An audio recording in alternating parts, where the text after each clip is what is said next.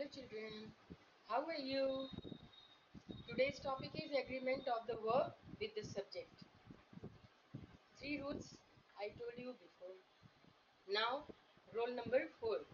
Rule number 4 है when the subject joined by or nor are of different person of the word agrees with the nearer,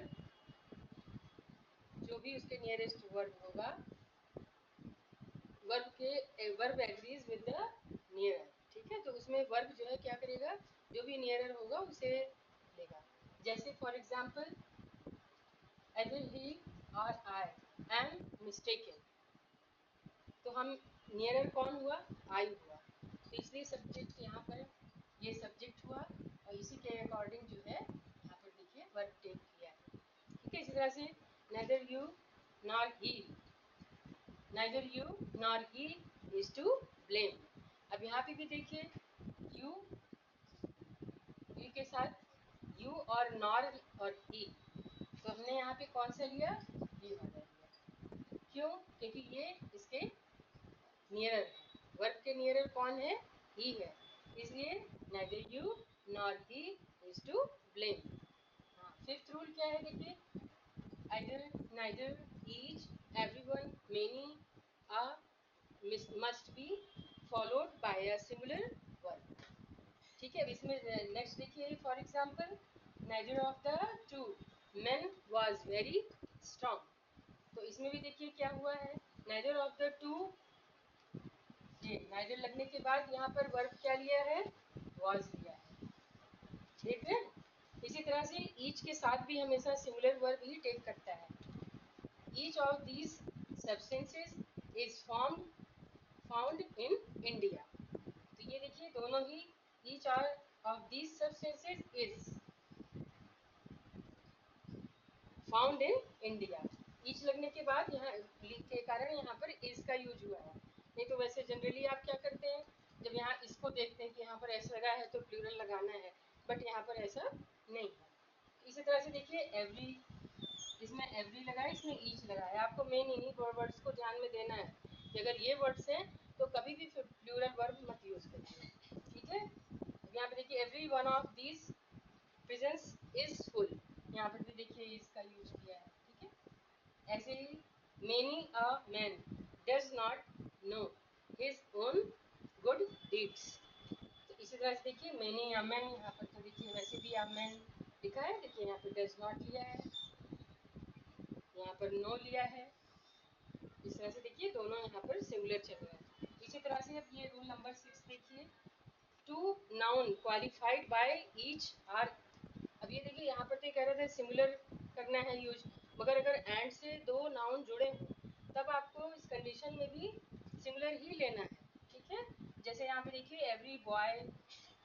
एक बात है, अगर यहाँ पे बॉयज लिखा होगा तो यहाँ पर देखिए तब आपको प्लूरल लेना पड़ेगा, नहीं तो ये सिमिलर. इसके बाद नेक्स्ट रूल है, मैं भी बताती हूँ. ठीक है, तो यहाँ पर देखिए पहले इसको देख लीजिए, every boy and every girl was given a packet of sweets. ठीक है, नेक्स्ट देखिए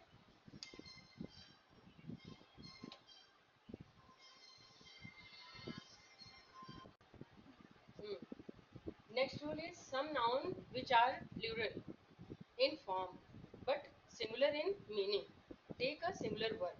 For example, the news is true. यहाँ पे देखिए ये न्यूज is. ठीक है, पॉलिटिक्स एस लिखा है, इसका मतलब पॉलिटिक्स अलग अलग नहीं है, पॉलिटिक्स राजनीति ही है, तो इसलिए यहाँ पर भी देखिए politics. The wages of sin is death. ठीक है, यहाँ पर भी देखिए the wages of sin is. ठीक है, इसी तरह से देखिए mathematics is a branch of study in every school. अब यहाँ पे देखिए मैथमेटिक्स में इस लग गया, इसका मतलब ये नहीं है कि प्लूरल लिखना है, इसलिए यहाँ पे देखिए एज ए सब्जेक्ट एक ही सब्जेक्ट है, इसलिए यहाँ पर इसका यूज है. अब नेक्स्ट रूल देखिए, पेन्स एंड मीन्स, ये एस लगे हैं बट इनमें मीनिंग एक ही निकलती है, इसलिए इसके साथ भी टेक आइदर द सिमिलर, लेकिन इसमें ये है कि सिंगुलर भी लेता है, कभी कभी प्लूरल भी लेता है। क्यों? क्योंकि उसका कंस्ट्रक्शन जैसा होता है उसके अकॉर्डिंग ही कंसिस्टेंट होता है। ठीक है, अब यहाँ पे देखिए पहला example, great pains have been taken. अब यहाँ पे great pains have been taken, तो ग्रेट पेन यानी बहुत सारा दर्द, तो कई सारे हो गए इसलिए यहाँ पर हैव बीन। ठीक है, यहाँ पे much pains has been taken यानी ज़्यादा दर्द मगर उतना नहीं। अब यहाँ पे देखिए all possible means have been tried, यानी जितने भी साधन थे सारे साधन ट्राई कर लिए। ठीक है, तो यहाँ पर हैव का यूज किया। यहाँ पर देखिए the means employed by you sufficient. अब यहाँ पर क्या है, the means employed by you sufficient, यहाँ पर सिर्फ जो भी साधन है आपके पास वही सफिशिएंट है। ठीक है, that's all today. some rules also left, then those I will study you